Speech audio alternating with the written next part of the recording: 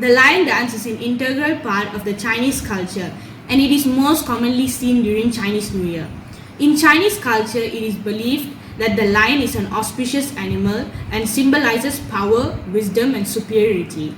People perform lion dances at Chinese festivals or big occasions to bring good fortune and chase away evil spirits. Apart from that, the lion dance is also performed to bring prosperity and good luck for the upcoming year.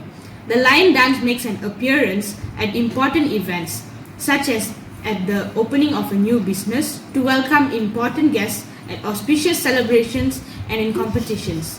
The lion dance is not just an important element of the Chinese culture, it is also the integral part of the Malaysian culture.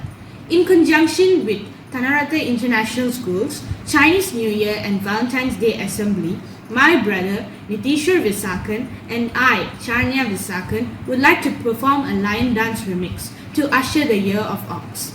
Accompanied by the props that are available at our home during this lockdown, we certainly hope you will enjoy our show.